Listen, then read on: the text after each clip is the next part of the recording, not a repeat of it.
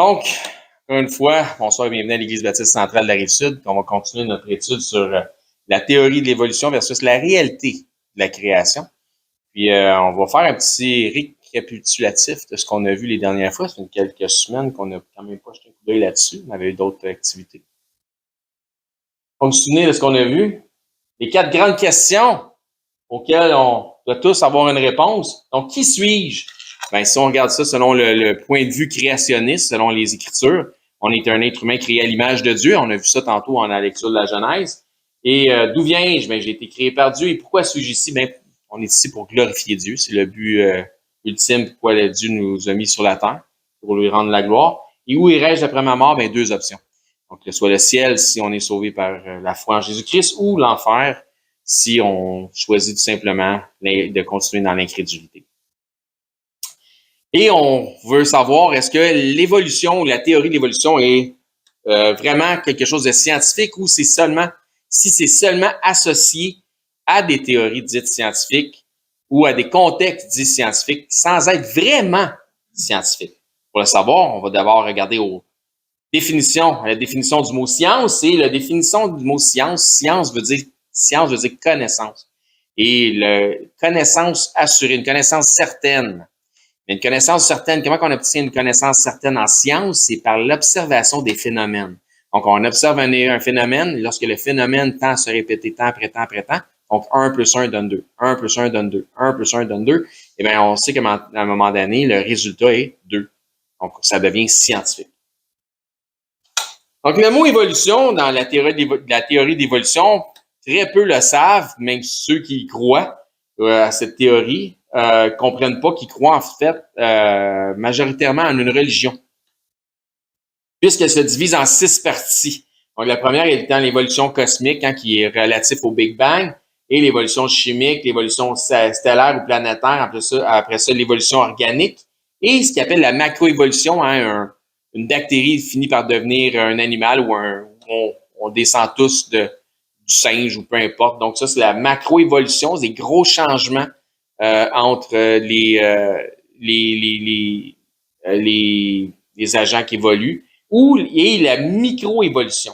Donc, les 5 premiers sont vraiment de la religion, donc des théories. On doit y croire par la foi parce qu'on n'a pas de preuves formelles qui s'associent à la définition de la science. Ça reste des théories. Tandis que la dernière est vraiment de la science, qui est la microévolution, ce qui est en fait de l'adaptation des espèces selon les environnements, selon la nourriture, selon peu importe. Donc, c'est de l'adaptation tout simplement.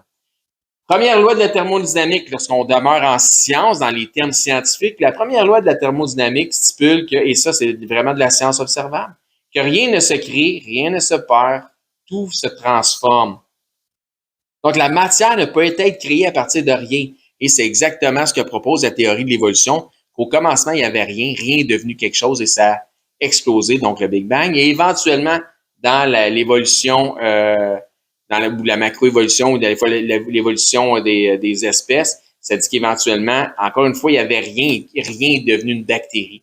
Et éventuellement, ça amène jusqu'à nous qui sommes au top de la chaîne alimentaire. La deuxième loi de la thermodynamique ne dit pas, au contraire des théories scientifiques évolutionnistes, ne dit pas qu'avec le temps, tout s'améliore et tout évolue. Ça dit exactement le contraire, et ça, c'est scientifiquement observable. C'est qu'avec le temps, tout finit par se détériorer. Donc, plus tu mets de temps dans quelque chose, plus ça se détériore. Donc, on va juste regarder quelqu'un qui a de l'âge un peu. Avec le temps, tu prends des rides. Comme ça. Et même chose, ton verre d'eau de toit, à un moment donné, il va falloir que tu le changes parce que le soleil va le brûler. C'est comme j'ai dit l'autre jour, tu as beau mettre une grenouille dans un blender, même si tu spin pendant longtemps en ajoutant du temps et de l'énergie, ça va rester du jus. Donc, Big Spin, Big Bang, Big Crunch. On a vu que c'était tout un big mensonge, toutes ces théories scientifiques-là. On a vu qu'est-ce que ça nous dit dans 2 Pierre 3:10. Or, le jour du Seigneur viendra comme un larron dans la nuit. Et en ce temps-là, les cieux passeront avec fracas et les éléments embrasés seront dissous. Et la terre, avec les œuvres qui sont en elle, seront entièrement brûlées parce que Dieu a promis et qu'il ne détruira plus jamais la terre par l'eau, comme il l'a fait au temps du déluge de Noé. Et lorsqu'on voit un arc-en-ciel, l'arc-en-ciel n'est pas un signe de fierté, mais un signe de promesse. que Dieu ne détruira plus jamais la terre par l'eau, mais et par le feu. Ouais, ça s'en vient dans une ville près de chez vous. Donc, le Big Burn, ça, c'est vrai. L'âge de la Terre, donc aujourd'hui, après avoir passé à travers plusieurs séries d'âges théoriques, on est rendu à 4,5 milliards d'années concernant la Terre. Et ben la question, c'est est-ce que c'est scientifique? Absolument pas. Et quand ils parlent de l'apparition de la vie sur Terre, ils vont parler l'être le plus simpliste, le plus simple qu'il n'y a pas, c'est la bactérie unicellulaire. Mais ce qu'on se rend compte quand on peut observer l'infiniment petit, c'est que la bactérie unicellulaire, elle est extrêmement complexe. Il y a de la flagelle, il y a toutes sortes de trucs là-dessus, il y a noyau, c'est comme un village en soi quand tu l'observes en regardant l'infiniment petit. Mais non seulement ça, mais si c'est l'apparition de la vie sur Terre à son état le plus simple, ben c'est déjà compliqué du fait que il y en a deux types de bactéries unicellulaires. Un, c'est complexe. Deux, mais t'as la protophyte, qui est une cellule végétale, et le protozoaire, qui est une cellule animale. C'est pas juste ça pour se reproduire, mais ça prend que papa, il trouve maman en plus. Fait que, multiplie. Ça marche pas. Ça n'a pas de sens.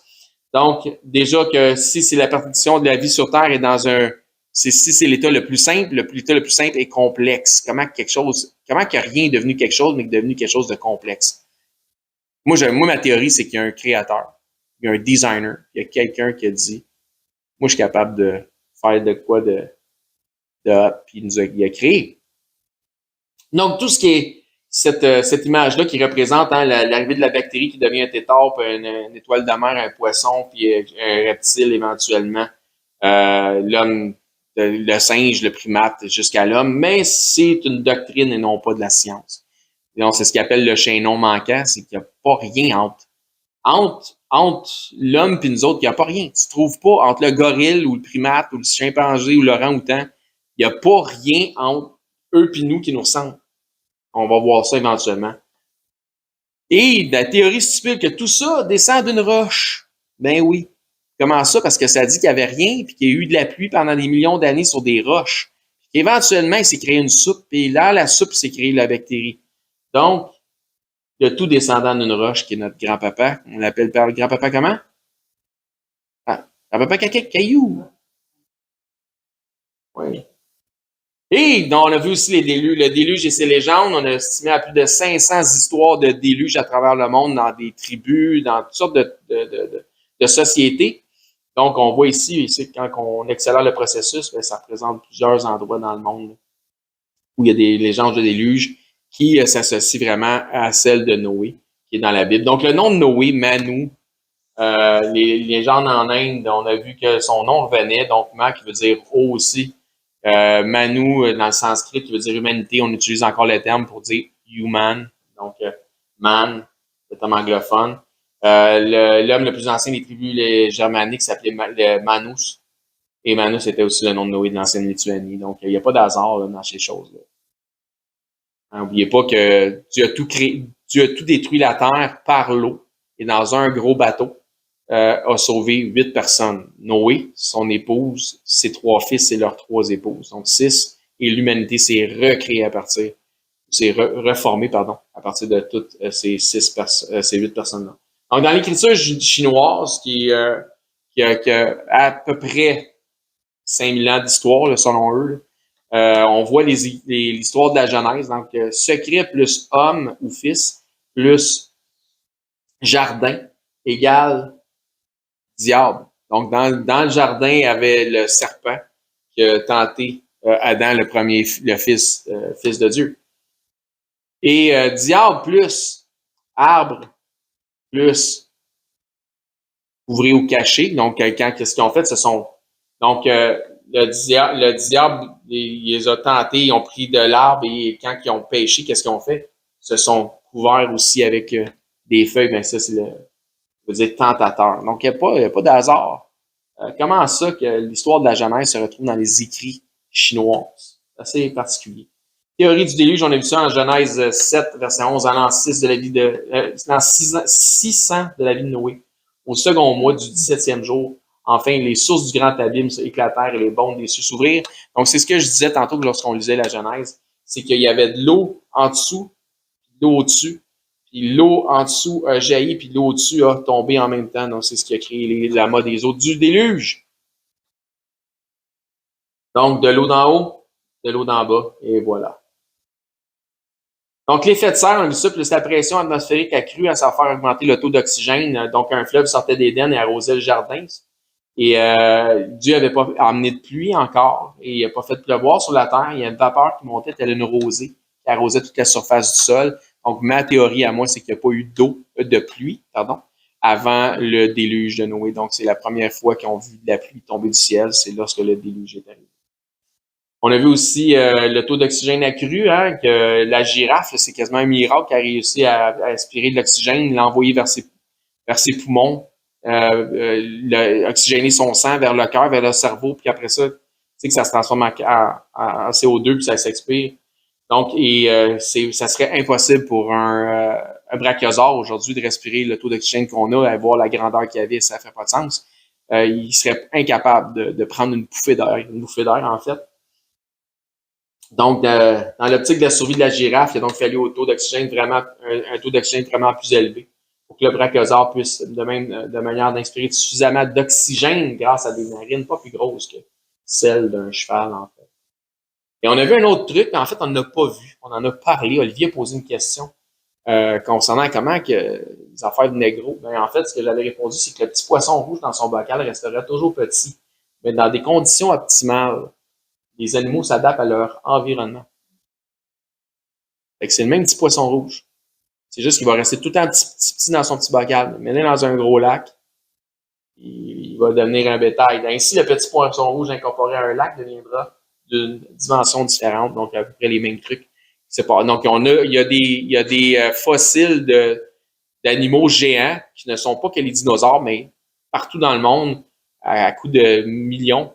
Mais des castors géants. On a vu la libellule géante aussi la dernière fois qu'on en a parlé. Donc, parfait, on va passer à l'autre slide. On va pouvoir voir ça rapidement. Donc, on va continuer dans les évidences du déluge. Vous allez voir, c'est assez frappant. Donc, il y a vraiment un déluge qui a eu lieu. Il y a vraiment un jugement de Dieu qui a eu lieu.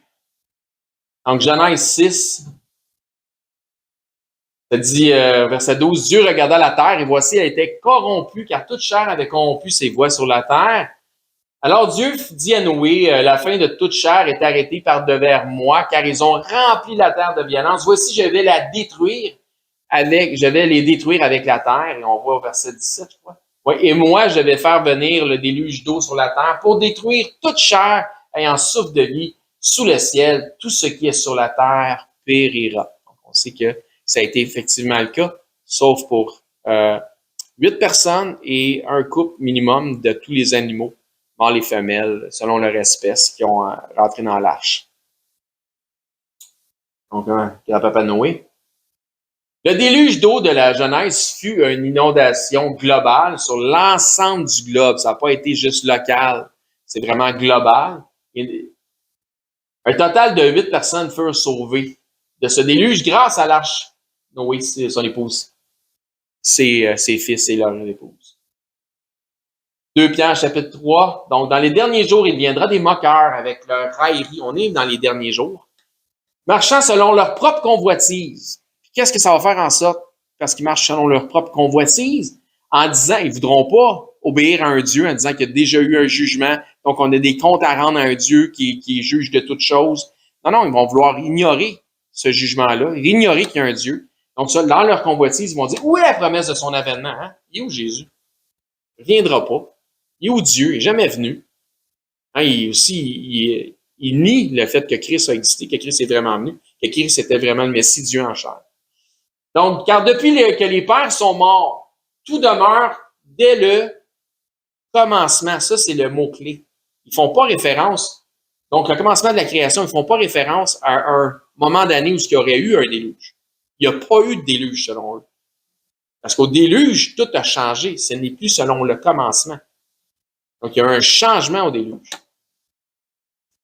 Ils veulent ignorer, en effet, voyez-vous, donc c'est un choix volontaire d'être ignorant, que les cieux existèrent autrefois par la parole de Dieu, de même que une terre tirée de l'eau est formée au moyen de l'eau. Donc, ils veulent ignorer que Dieu a créé de cette façon-là. Et que par ces choses, le monde d'alors, donc le monde prédiluvien, périt, submergé par les eaux. Donc, il y a eu un monde avant. Là, on est dans le monde d'après. Mais ils veulent volontairement ignorer, à cause de leur convoitise, puis pouvoir continuer à marcher selon leur convoitise, qu'il y a vraiment eu un jugement un jour. Donc, on va voir les évidences globales de ce jugement-là. Les moqueurs veulent volontairement ignorer les changements planétaires majeurs qui furent causés par une catastrophe globale. Le tout étant la manifestation évidente d'un jugement de Dieu sur l'impiété des hommes. Les évidences du déluge. Ça va pour tout le monde? Il y en a-tu, des évidences d'un déluge? Donc, une des observations que là, c'est la raison, vous allez voir pourquoi ça fait. Une des raisons, il y a de la suite des idées, que nous pouvons faire, une des observations que nous pouvons faire est l'effet d'ondulation des vagues. Donc, c'est pour ça que la petite wave. Donc, vous voyez ici une ondulation de vague. Vous voyez la main là au bas pour l'échelle.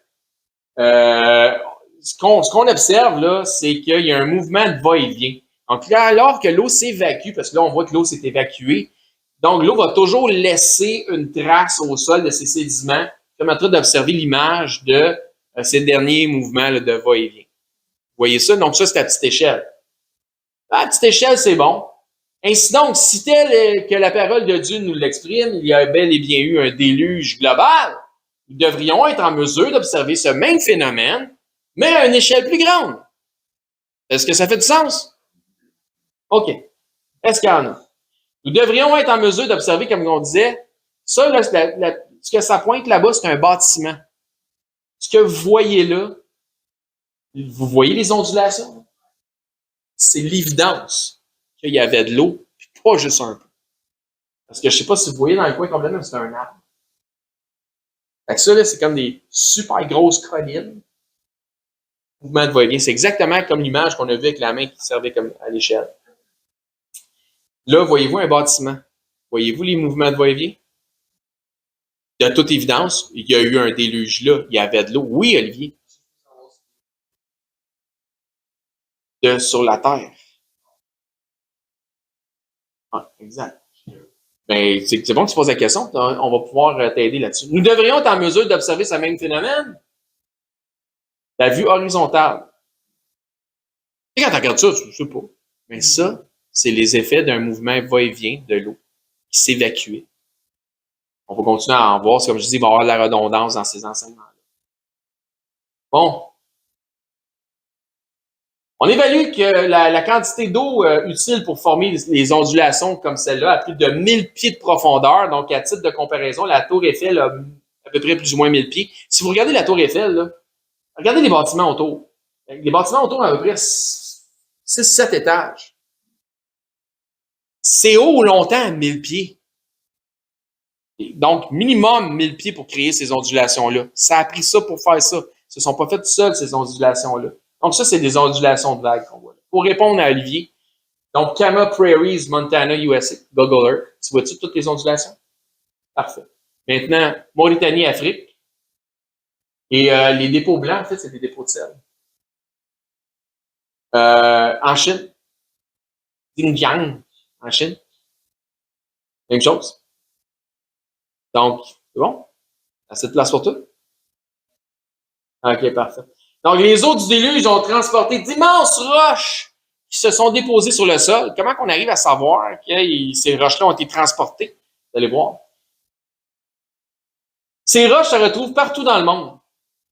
Les évidences de leur transportation est qu'elles ne font pas partie du substrat rocheux local. Ils n'ont aucun rapport là. Ce qui est en dessous d'eux autres n'a pas rapport. Puis ce qui est autour d'eux autres n'a pas rapport. Pas rapport. En Alberta, au Canada. Il y a plusieurs exemples du déluge au Canada, en fait, en passant. Donc, ici, c'est bizarre, ça. Les roches erratiques de Okotoks. Okotoks, c'est un langage, en fait, amérindien. Ça veut dire Big Rock, donc grosse roche.